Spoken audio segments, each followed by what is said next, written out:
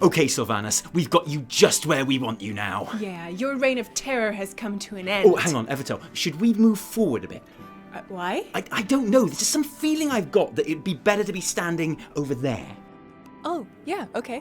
Yeah, that's better. Okay, Sylvanas, prepare to taste justice. Oh no, you've got me. I give up. Just one thing, though. Could you perhaps move a little more to the left? What? Why? Oh, come on, Evitel. Let's just do what she says. The sooner we get this justice all nice and dispensed, the sooner we can get back to writing forum posts asking where the Azshara Warbringer is. Okay, fine. We'll move a little bit to the left, but then we're taking you in, Sylvanas. A little more. I've got to say, you're quite demanding for a prisoner of war. Right, that's enough. Sylvanas, you're coming with us. Of course. Right after I press this button. Good. Well, now you've pressed the button, it's jail and the War Crimes Tribunal for you. Could you just, stamp your feet a bit? What? No, we're taking you to jail. Okay, fine. We'll stamp our feet a little bit, but then it's jail time, okay? Yes, that's fine. You promise? I promise. Right. God, she's such a pain in the ass. I can't wait until she's... Ah! I can't believe we fell for that. Hey, that was not our fault, okay? That plan was genius. I mean, I didn't see it coming. How could she be so clever and cunning? Knowledge is power. Hello, everyone, and welcome back to another weekly reset. A very special weekly reset, and in many ways, the last ever weekly reset as we know it, because this little wondrous wisdom show of ours started during Legion. It has never existed outside of Legion, and yet next time you see us, this backdrop will be very different. At least I hope it's going to be very different. The new one hasn't quite arrived yet, but I'm sure that'll be fine. And we will technically be covering an actual different game, because this, internet, this is the last weekly reset before Battle for Azeroth goes live. Because the new expansion launches on the 14th of August, Monday. I mean, Monday is the 13th of August, and granted, it's only just Monday for UK people, but it's still definitely Monday the 13th, as it is for anyone who lives west of us. Like, for US players, it's really very Monday indeed, which is great. Hooray, worldwide releases. I'm not gonna lie, it has confused me quite a lot on more than one occasion. Anyway, wherever you live, next time you see us, you'll have already spent the best part of a week adventuring in new lands, experiencing new stories, battling new enemies, conquering new dungeons, showing off some seriously snazzy new transmogs, and enjoying more shiny in-game cinematics and cutscenes than you can shake a stick at. And yes, that's 2 E's. It's that exciting. And as a result, as you can imagine, we have a lot of stuff to be talking about this episode. Like our Battle for Azeroth Week 1 guide, the Azshara Warbringer animation, the Groupfinder fiasco, the AWOL Azshara Warbringer, the Good War and Elegy novellas, and of course, the mystery of the missing Azshara Warbringer. Because seriously though, where is it though? Look, I don't know if you're aware of this, Blizzard, but we've got a show to write, and this show has a deadline. And you're not dropping this thing in a timely manner has potential to make us look very silly indeed. Like, more so than usual, and we don't need that, alright, because it's been a stressful enough week as it is. Because before any of that, it wouldn't be right for us not to talk about the biggest, best, and concluding part of the Battle for Azeroth pre-patch this week, the Siege of Lordran scenario. Because this, at last, was the big, in-your-face battle that we've all been waiting for these last 3 weeks. A proper gathering of armies, inspiring pre-battle speeches, heartfelt, impassioned cries of "For the Alliance! For the Alliance!" Okay, yeah, never mind, guys, at least you tried. A genuinely hectic, massive-scale fight outside the gates of Lordran, and of course, those juicy, juicy cinematics. Cinematics that we've already dedicated an entire analysis video to. So today, I just want to give brief thoughts on the scenario and actually the pre-patch as a whole, because I thought this was great. After 2 weeks of pottering about Darkshore with some very high-stakes narrative but less important feeling gameplay, Lordran gave me everything that I wanted from the start of a war. Almost everything I wanted from the start of a war. Apart from anything, it's massive. That moment where the gates open for the Alliance and you spill onto the field, or even better, for the Horde when you finally finish that weird Undercity bit at the beginning, and then you see the massed Alliance army and war machines ahead of you. This felt like a big deal. As not just the 20 players, but what felt like hundreds of NPCs, though it couldn't have been, fought a proper strategic battle with ebb and flow and unfolding narrative throughout. I mean, I assume that's what people were doing. Personally, the entire scenario for me, where the Horde or Alliance was just desperately inspecting every male troll shaman to make sure Zakan, Zappy Boy, wasn't about to get wiped. And good news, guys, He didn't die on my watch. I mean, I didn't see him. I don't think he did. There was so much to love about this, though. Like how the Horde's Azerite war machine just rolls out and blows up the Alliance siege towers, or how, as a Horde player, you have the choice of whether to take a Blight Cannon and dive feet first into the Sylvanas way, or just grab a gas mask and go around healing instead, trying to control the damage. By the way, speaking of Blight, can someone explain this to me, please? Because I love these little in-game cutscenes that they sprinkle about liberally these days, but when I played through this, I got a slightly different set of skeletons being raised, whether I did the scenario on Horde or Alliance. It's not a problem, obviously, although, you know, if there's a chance to see a cool Tauren skeleton getting reanimated ready for a scrap, then let's be honest, I want the Tauren skeleton above anything else. I'm not an idiot. I just don't understand how or why they would be different, and I'm really interested to learn. I love how elements of the Battle for Azeroth cinematic trailer were recreated in the battle, like where Anduin runs around with his big yellow Healy circle thing, complete with slightly slowed down version of the music that plays when he does that in the film. Yeah, you may have your helmet on for this bit, Anduin, but I know you're crying under there, and I know you're weirdly even more beautiful because of it. I know you. I also think that from a narrative point of view, Blizz quite nicely deal with the idea of Anduin as an overpowered Mary Sue, mostly because, in honesty, he's rubbish. This is, don't forget, the first time he's ever commanded an army in battle, and it shows, because if it was just down to him, then the Alliance lose this war 3 times. Once when Sylvanas uses the Blight for the first time, again when they get funneled through to face a much larger force inside the city, and of course the very end, where he leads the entire Alliance leadership straight into a situation which couldn't be more obviously a trap if there was a tasty looking piece of cheese placed in the middle of the throne room and Admiral Akbar was tagging along as a military advisor. Each time, his poor military planning is rescued by someone much older and more badass, arriving unexpectedly and literally doing some magic. And it does once again raise that uncomfortable question. Why is this kid leader of the Alliance again? This does not feel like a meritocracy to me, and yes, Anduin, you may be king, but let's be honest, Jaina is my queen. Yes, queen! And another system of deciding leadership that has come into question recently is the Deathbed Lower Whispers, because that's how Sylvanas was chosen, and not to put too fine a point on it, but she's really awful, isn't she? I mean, she is not making the Horde look great here, is she? And if I thought she cared about anything at all apart from driving the Alliance from Kalimdor, which in fairness, she's totally done, so fair play, then I'd be annoyed with the single-mindedness that she's going about things. But as it is, I'm quite enjoying how ballsy she's being about everything. And yes, I know not everyone agrees, and I'm not going to get into that now, but for me personally, the scene is nicely set for the start of an expansion which promises to be heavy on the story that it tells and the characters in it. And now we've reached the end of the pre-patch, it's much easier to look at the whole thing and appreciate what it was trying to do and the ways that it succeeded or failed. Because yeah, I agreed with many in the first week that it was a slow start, but I think this pre-patch will be remembered as, at the very least, an incredibly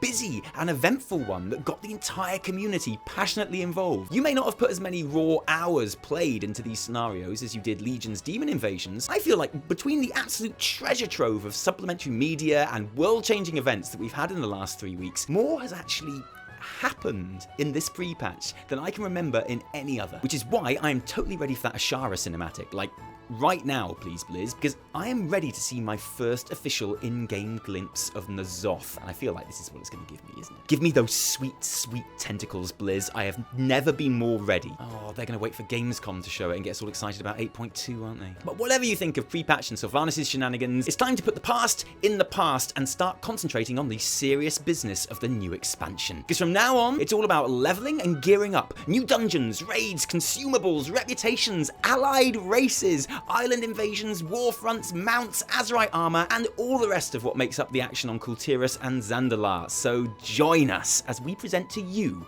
our World of Warcraft Battle for Azeroth Week 1 guide, okay? Go, go, go, go, go, go, go, go. When heading off into the unknown, you're going to want to make sure you're as ready as possible for the new challenges that await, and the correct preparation is vital. The first thing you're going to want to do is empty out all of your bags. As you level in BfA, you're going to be picking up tons of stuff. New materials, quest items, vendor trash, new gear, the works. And you're going to need every spare slot. Start off by vendoring all your trash, obviously, but also all your Legion materials like herbs and ore, consumables like foods and pots and runes. I know it feels like a waste, but honestly, honestly, it's not worth hanging on to any of that stuff. Likewise, every single piece of gear that you're not wearing. The second you set foot in your first leveling zone in Zandalar or Kul Tiras, you're going to be picking up new, ever more powerful gear. And you don't need that backup Titan-forged cape from Tomb of Sargeras just in case you need a bit of extra mastery at some point. Seriously, sell that shit. You don't even need to carry any legendaries around. Choose 2 or 3 to level with which aren't an Azerite armor slot and stick with them. Sephuz is going to be a good choice because of the movement speed and haste, which is always nice at the start, and some nice simple damage like Kil'jaeden's Burning Wish will be a safe shout too. The rest can go in your bank if you really want to keep hold of them, or, you know, you can just delete them. No one's gonna know and we won't judge you for it. Clear your quest log. Clear it of literally everything. If you've already done all the pre-patched scenarios, then you should be starting BFA with a completely clean slate. Lastly, for preparation, take Herbalism. I'm not joking. Seriously, just take Herbalism on all of your characters. The way it works in BFA, you can swap back to your usual job really easily with the minimum of catching up, so there really is no reason not to start the expansion with the choice, which is going to make you the biggest, quickest, and easiest gold straight off the bat. Not only is herb gathering essentially just free real estate as you progress through the leveling zones, but it will help you out with extra XP too. Another reason why you're going to be glad for all those lovely empty bag slots. When the Battle for Azeroth finally goes live and you log in for the first time, it's not all Kul Tiran boat parties and Zandalari orgies right from the get-go, because to reach these new continents, both factions have their own introduction questlines to complete. Tides of War sees Horde players being sent for a pretty audacious midnight raid on Stormwind to rescue Princess Talanji of Zandalar, a mission that will take them deep into the heart of the Stockades for a reunion with another old friend before escaping with their prize. That's what the beta refers to as an awesome cutscene to show us what happens next. And you know what, Terran? I believe you. Which will also be seen by Alliance players because their own introduction starts just after these events, where Anduin's War Council decides that if Sylvanas is cozying up to the Zandalari trolls and their impressive navy, then it's high time we took a bottle of wine to our old pals the Kul Tirans and got some boats of our own, even if they won't necessarily be flying ghost boats with laser cannons. Every little helps, you know? Also, no one at the War Council mentions how since he's been king, Anduin has managed to lose Teldrassil, fail to recapture Lordran, and get some pretty important prisoners broken out of the jail, which is literally next door to his house, but they're probably just being polite. The Alliance questline takes us for a journey on Jaina's ghost galleon before Jaina's grand reunion with her people. But that's not all, because you're also going to want to go and pick up your shiny new Heart of Azeroth from Magni in Silithus, the neck piece, which you will fill with artifact power throughout the expansion to unlock traits on Azerite armor pieces. You'll start collecting Azerite as soon as you start questing in BFA, so you need that ready and round your neck. Battle for Azeroth has 2 new capital cities for players to get used to: Dazar'alor on Zandalar for Horde, and Boralus in Kul Tiras for the Alliance, although Horde players will become pretty familiar with that city too later on in the story, just saying. That's pretty standard for any WoW expansion, but these 2 cities are worth talking about because they are 2 of the most beautifully realized population centers that we have ever seen.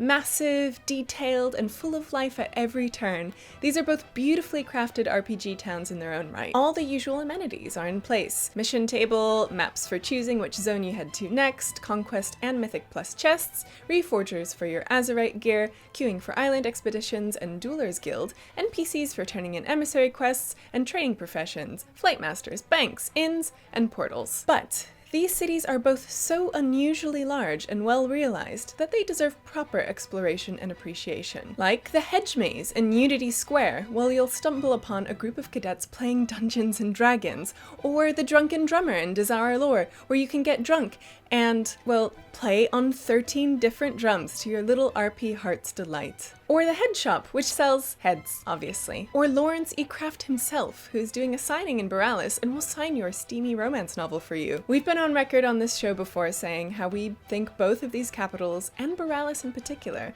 are the best we have ever seen in WoW, and they've only got better and more detailed since they first appeared on beta, so enjoy them.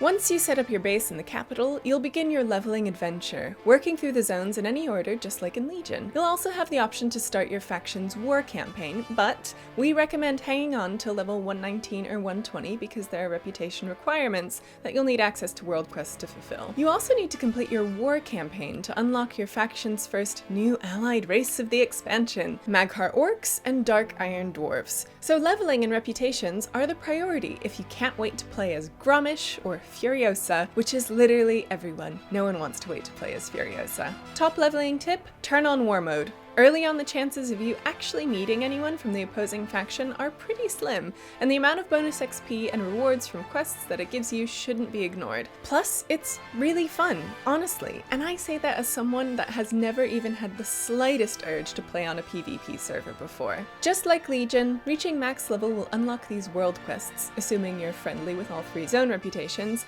emissaries, and a whole new slew of dungeons. Each faction has 3 dungeons available at the very start of the campaign, with a new one at level 115, and then all remaining dungeons becoming available at level 120, with one locked behind the war campaign. Basically, there are Horde dungeons and Alliance dungeons, but at max level you can get into all of them no matter what faction you're playing. More group content comes in the form of island expeditions, a choice of 3 every week for 3 players to queue for on different difficulty levels, or even a PvP version if you're feeling feisty. And these randomly generated scenarios will be your most efficient way of gaining artifact power every week.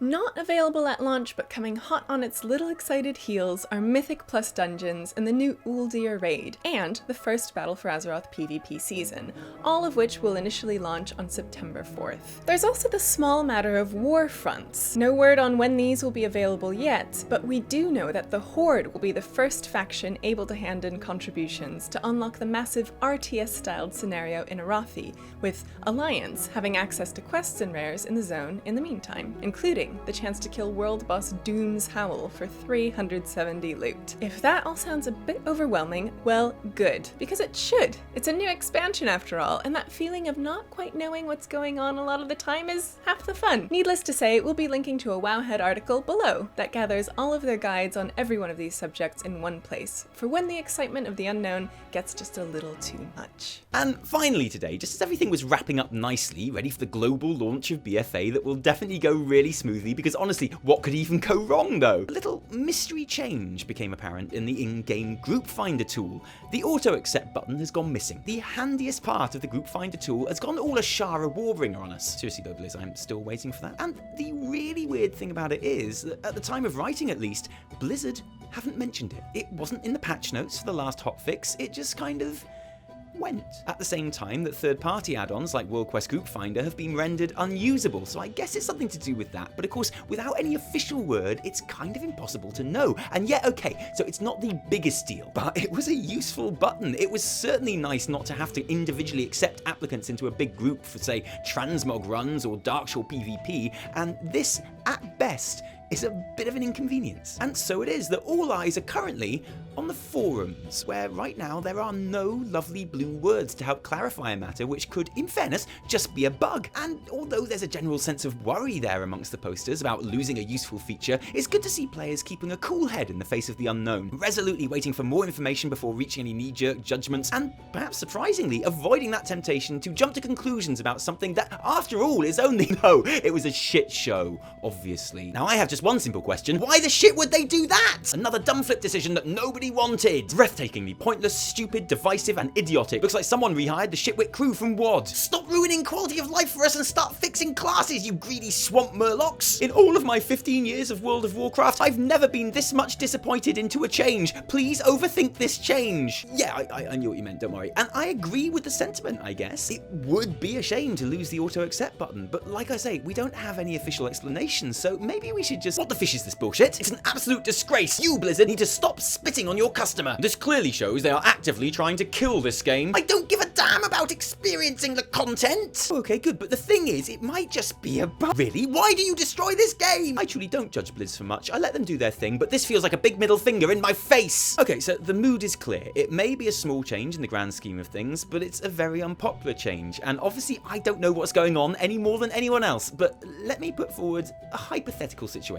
Let's imagine, just for a moment, that Blizzard had just introduced a feature into the game that had an effect on the way cross-server play worked. Something like, oh, I don't know, War Mode. And let's imagine that players had noticed that the in-game Groupfinder, for some reason, seems unable to differentiate between players who have War Mode enabled and those that don't. So when they had auto-accept on, they often found themselves grouped with people that they couldn't see or interact with, and Groupfinder add-ons just making that problem worse. And let's imagine that they decided they wanted to fix that, and in the meantime, they disabled the auto-accept feature. Furthermore, decided not to mention what they were doing, just in case they couldn't fix it, at which point they'll just go ahead and say that they've intentionally disabled it. That seems like the most likely scenario to me at the moment. And whereas that's not a reassurance that the option will come back, kind of far from it, to be honest, it's a bit more likely than them just dicking the player base around for lols a week before the expansion hits. It's pretty easy to see the problems they've been having since War Mode was introduced, and it would be really great if they found a way to fix it, frankly. We'll keep you updated.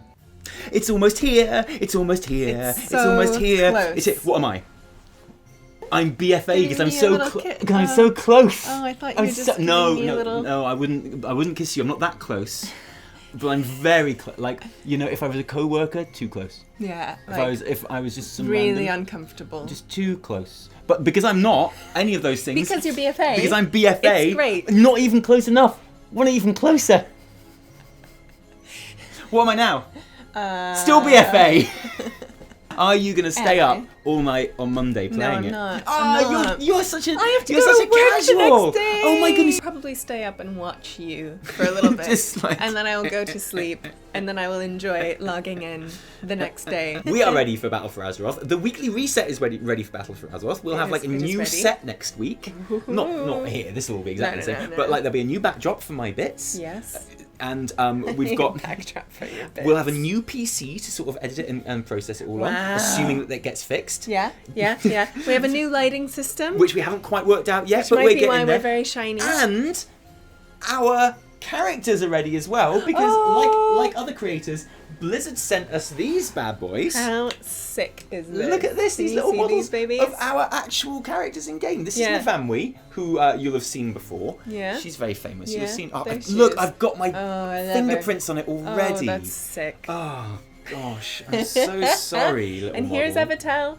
Isn't she the bomb? So- I also quite like how much bigger Evitel is than Mavanwi. I never quite realised how big Night Elves are, I but think they're that's legit. huge. I think they are really big. They're huge. God, can you imagine if you were a Tauren? You wouldn't even fit in the glass. Yeah. Also, I kind of wish I knew this was happening so I could wear like armor that wasn't level 30. Yeah. It's just like literally painted onto my body. I'm glad that Mavanwi has like an established transmog that she basically never goes out. I've got shoulders, so that's pretty cool. Yeah, But the rest of my armor is literally You are just very lanky and imposing. body painted on. Much like in real life. Yeah. Like it. So thank you very much, Blizzard, for that. We shouldn't have shown these though, because now everyone will just think Blizzard paying us even more. Yeah, well. I actually came across a comment from last week, which was like, "Oh, well, Blizzard have clearly put Taliesin on damage control here." Oh yeah. I was like, guys, if you had any idea how little Blizzard care about how upset you are about Sylvanas. I know. Like, they Yeah, do they're not care. Like, you're talking about it, and you're excited about it, and even if you're really, really angry about it, they don't care. You're supposed to be. Honestly, like, they don't need anyone doing damage control. 2 weeks ago, we went out for dinner with Terran Gregory and Diva because they were in London and they reached out and they were like, hey, let's meet. And we were talking about stuff and we were just, talking about WoW and cinematics and analysing cinematics and designing cinematics and making cinematics. And we were like, God, we are getting the inside scoop from Terran Gregory here. And then we got home. We got home and they'd dropped Old Soldier. Old Soldier dropped. And we talked about Sourfang, and Terran Gregory didn't even give the slightest tiny little He didn't hint. even twitch. He was just like... He didn't give the slightest thing away about the fact there was going to be a new set, and he could have told us. Like, we couldn't like leak it or anything. He could have easily have told us, but he didn't because he's that professional, and that's like Blizzard's attitude towards us creators generally. We're just two people who sit on a sofa and do stupid jokes. We're not like connected with Blizzard in any way. And the idea that they could scramble it, can you imagine how that could backfire as well? If they went up to creators and they were like, we need you to do some damage control for us. Damage control. There is not a single creator going who, if that happened, wouldn't be like, Blizzard came to me for damage control. Can you believe it? They tried to pay me for damage control. Like, Yeah. any creator would make much more money out of that than they would Yeah, actually doing what Blizzard I says. didn't even think of that, but Yeah. you're a true creator. Yeah. That's what your brain Yeah, is. seriously. But I was just thinking, like, Blizz know that would happen. Yeah, they There's do. no way they're going to try and enlist creators to do shit for them. Not us dweebs. Oh, anyway, sorry, it just made me laugh. Thank you for joining us today. If you like this episode, don't thank us. Thank our patrons who give the actual real-life money They to do. help these videos happen. Patrons, we're going to be doing our wedding Q&A, and we're going to be giving you a new office tour, showing you all the new stuff when it's all in place as well. If you didn't like it, downvote the shit out of it. Remember, my name is Musclebra. Is it?